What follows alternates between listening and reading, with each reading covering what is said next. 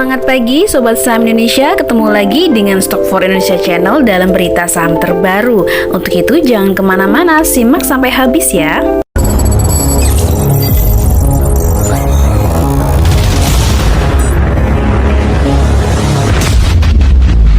Ya, berita pertama kita awali dari Wall Street ya. Wall Street kemarin Jumat berakhir lebih rendah karena kekhawatiran resesi dan kenaikan suku bunga. Ini dia datanya, Dow Jones turun 0,91%, S&P turun 0,75%, dan Nasdaq turun 0,64%. Tapi untuk bursa Asia, pekan lalu di hari Jumat berakhir bergairah ya, jadi naik nih. Sayangnya IHSG nggak ikutan. Jadi justru IHSG ini ambles ya dikarenakan karena beberapa saham yang market cap-nya besar seperti Goto nih terutama ya, ambles ARB terus, jadi akhirnya masih membebani IHSG.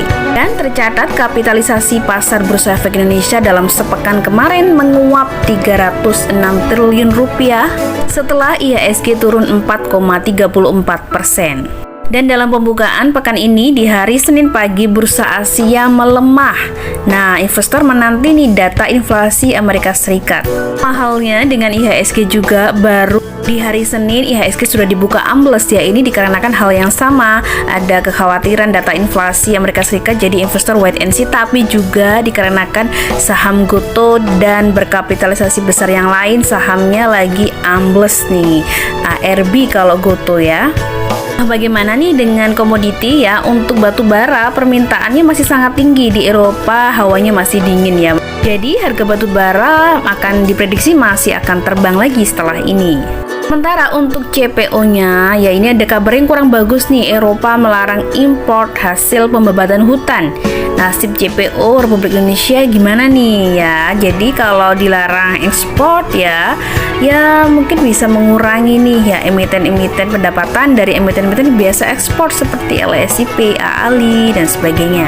Dan untuk harga emasnya lagi terkoreksi nih pada perdagangan di awal pekan ini di hari Senin pagi. Namun koreksinya juga nggak terlalu turun dalam sih, hanya sedikit saja ya, masih di atas 1780 ya. Berikutnya tentang minyak nih, harga minyak malah naik ya karena ketidakpastian operasi pipa Keystone pasukan Rusia. Kemudian di Amerika Serikat juga untuk pipa minyak mentahnya itu telah ditutup. Nah, sementara Rusia juga akan mengancam untuk memangkas produksi sebagai pembalasan terhadap pembatasan harga barat. Nah, ini yang beberapa sentimen yang membuat harga minyak tetap naik ya. Nah, berikutnya kita ke dalam negeri nih, ada investor yang sangat tersohor ya, yaitu Pak LKH Loh Heng Hong, di mana beliau menganalisa bahwa Indonesia akan kebal resesi di tahun 2023 karena kita tahu bahwa saat ini di mana-mana digencarkan 2023 hati-hati Indonesia akan resesi yang mengikuti negara-negara lain ya, terutama negara barat ya.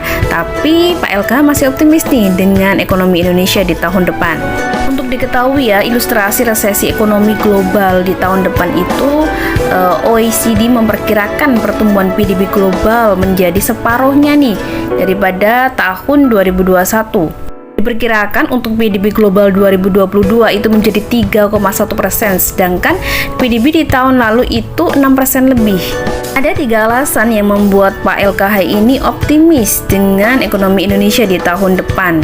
Nah, ini dia alasannya ya. Yang pertama, dari ekspor komoditi Indonesia yang melimpah dalam beberapa waktu terakhir ya, seperti pertambangan batu bara, olahan nikel ya, kemudian CPO dan sebagainya. Belum lagi yang minyak mentah gitu ya. Sementara itu alasan kedua, beliau melihat bahwa bank-bank di dalam negeri saat ini itu mengantongi laba yang cukup besar. Nah, ini memang kita bisa lihat ya untuk laporan di kuartal terakhir ya, kuartal 3 yang kita terima itu memang hampir semuanya bank, terutama bank-bank besar di Indonesia ya, BMRI, BBCA, BBRI, BBTN ya, banyak sekali itu malah mengalami kenaikan laba yang signifikan.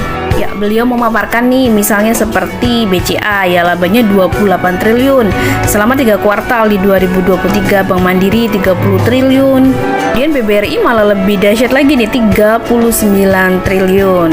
Nah, dari sini beliau menilai bahwa jika Indonesia mau resesi, maka bank-bank itu harusnya sakit gitu. Namun faktanya kondisi perbankan justru baik-baik saja, bahkan membaik ya. Untuk alasan ketiga dari beliau adalah seharusnya tuh bursa orang-orang tuh mulai turun.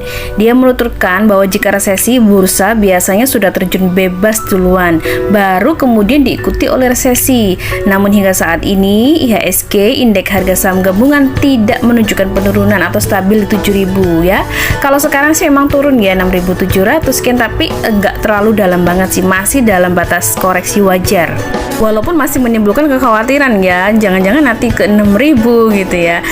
Itu dia 3 alasan yang dikemukakan oleh Bapak LKH terkait optimisme terhadap Indonesia yang akan bisa bebas dari resesi di tahun depan ya. Kita doakan aja itu menjadi sebuah kenyataan ya. Oke, berikutnya kita ke kabar emiten. Emiten pertama yang akan kita bahas adalah BRPT nih. BRPT memperkuat dominasi, Prayogo Pangestu sebagai ownernya menggulung 41,64 miliar lembar saham BRPT. Dengan begitu kepemilikan saham beliau di BRPT ini sekarang menjadi 70,35% nih. Wow, banyak banget ya. Jadi bertambahnya itu langsung nih 44,42% dibandingkan periode sebelumnya. Berikutnya kita ke pertanian nih, ada BITEK ya. Mulai susut rugi Bumi Teknokultura atau BITEK di kuartal 3 ini tersisa 104,77 miliar. Ini artinya di periode yang sama tahun lalu itu lebih banyak nih yang meruginya ya.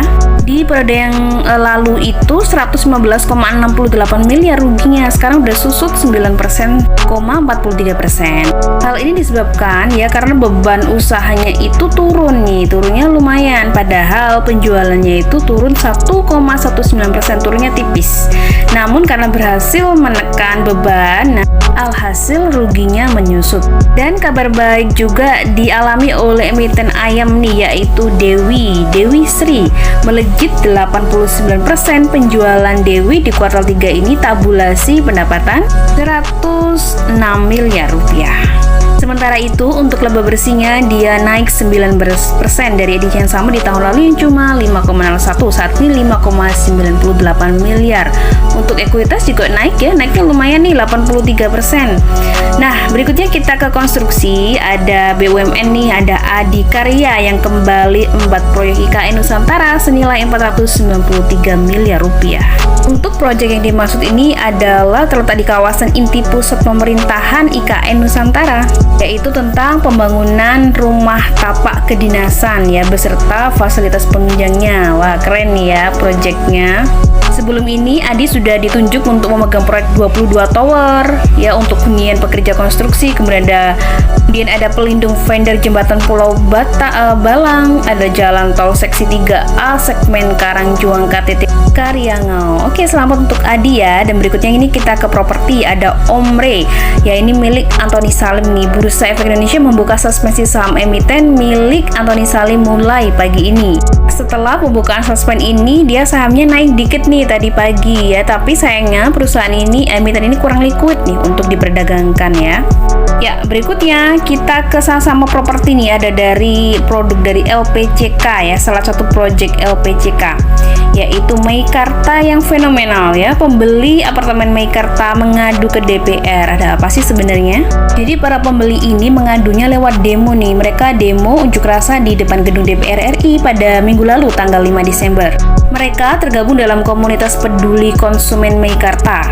Jadi keluhan dari pembeli Meikarta ini adalah mereka tuh udah membayar ya, tapi tidak mendapatkan rumah yang diinginkan gitu. Jadi belum mendapatkan unit yang telah dibeli nih. Dan PT Mahkota Sentosa Utama atau kita sebut MSU ya, selaku pemilik proyek apartemen Meikarta ini seharusnya melakukan serah terima unit apartemen pada pertengahan 2019, berarti udah 3 tahun ya ini menggantung ya, hingga 2020 untuk unit distrik 1, 2, dan 3. Namun sampai sekarang nih mendekati akhir 2022 masih tidak kunjung datang nih unitnya. Jadi diulur-ulur terus ya waktunya ya. Sementara itu di lain pihak ya, Corporate Secretary Lipo Cikarang atau LPCK ini yang bernama Veronica Sitepo mengatakan aksi demonstrasi yang dilakukan itu tidak terkait dengan LPJK nih katanya demonya ya. Nah, dengan itu karena demo dan tuntutan itu diajukan kepada PT MSU tadi sebagai pengembang proyek Mekarta. Namun berdasarkan informasi PT MSU, pihaknya sudah memberikan penjelasan kepada pembeli dan konon katanya perselisihan itu sudah diselesaikan di pengadilan. Namun PT MSU sendiri itu merupakan anak usaha dari LPJK ya, dia masih saja terkait ya sebenarnya. Oke deh, semoga masalahnya cepat selesai, tidak ada yang saling dirugikan ya. Berikutnya kita ke emiten Elang Mahkota atau Emtek. Urutan 19 orang terkaya RI, Edi Kusnadi mengobral ya, menjual 612,41 juta saham Elang Mahkota. Jadi sebenarnya Pak Edi ini adalah pengendali saham Emtek ya. Jadi jualnya juga jumbo nih. Nah, tapi ini juga mempengaruhi ya, hari ini Emtek turun lagi nih. Padahal kemarin sudah ada harapan rebound, tapi masih saja turun walaupun turunnya juga nggak terlalu banyak, sudah terbatas. Dari hasil penjualan itu sebenarnya hanya tereduksi 1% aja ya, karena memang jumlah lembar saham yang dimiliki beliau itu sangat banyak. Nah, sekarang itu sisa 21,94% dibanding yang sebelumnya menjual itu 22,94%, jadi pas berkurang 1%. Next kita ke bank ya. Ini kabar bagus nih. Injeksi modal 1,3 triliun berjalan mulus, Bank Kapital penuhi modal inti OJK. Baca ini termasuk saham andalan untuk bank digital ya. Banyak di para investor yang mengandalkan Baca. Berikutnya kabar baik lagi nih, tapi kali ini hadir dari Imas nih, Indomobil. Kinerja membaik, Imas meraup laba bersih 445,3 miliar per kuartal 3 tahun ini. Nah, ini melonjaknya drastis ya, karena tahun lalu di kuartal yang sama tuh cuma 93 aja nih, 93 miliar laba bersihnya. Kalau sekarang segini berarti udah naik hampir nih 5 kali lipat. Peningkatan laba bersih ini diakibatkan oleh lonjakan jumlah pendapatan neto sebesar 33% menjadi 18,70 triliun. Jadi COVID makin mereda, ekonomi pulih ya, kemudian pendapatan masyarakat juga pulih, akhirnya banyak yang borong mobil. Nah, ini berpengaruh ke Imas ya. Oke, selamat ya buat Imas. Nah, masih di seputar kendaraan nih, ada Goto, langsung ARB, GPF lanjut divestasi 87,89 juta lembar saham Goto. Nah, akhirnya ini sekarang GPF ini cuma punya 7,44% lembar saham saja nih ya. Nah, Goto hari ini ARB ya, lagi-lagi membuat ISG berat nih. Sebelumnya GPF juga udah menjual lembar sahamnya yang cukup jumbo juga gitu, sekarang jual lagi ya. Oke deh, kalau gitu ya semoga aja lah ada yang nampung, tidak hanya JP Morgan tapi lain-lainnya juga ya, biar saham Goto ini naik ya, ISG juga ikut naik nih. Nah, itu dia kabar emiten. Nah, kita juga menyimpulkan nih beberapa aksi korporasi ada di grup Telegram kami, yaitu grup forum trader dan investor. Jadi sebagian sudah kita bacakan di berita, tapi juga kita ada yang lain kita simpulkan nih, seperti ini. Beberapa saham yang akan rekisu ada Garuda Gia ya, ini kumreknya tanggal 12. Kemudian ada SMGR juga sama, kumreknya juga tanggal 12 Desember ya. Nah, masa perdagangannya itu tanggal 16 sampai 22 Desember. Jadi di masa perdagangan ini untuk sobat saham bisa menebus, yaitu menebus itu sama dengan menukar ya dengan saham Gia-nya, saham induknya, saham SMGR-nya gitu.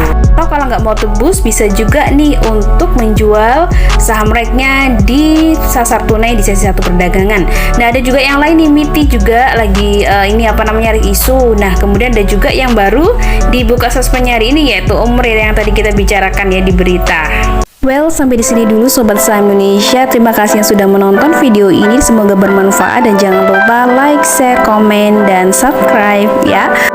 Dan buat siapa aja yang mau belajar saham, saling sharing saham dan saling belajar bersama komunitas kami Stock for Indonesia, bisa menghubungi kami di kolom deskripsi, ada nomor WhatsApp dan Telegram ya. Oke, sampai jumpa. Sampai di sini dulu, kita akan ketemu lagi di sesi video berikutnya. Sampai jumpa dan go financial freedom.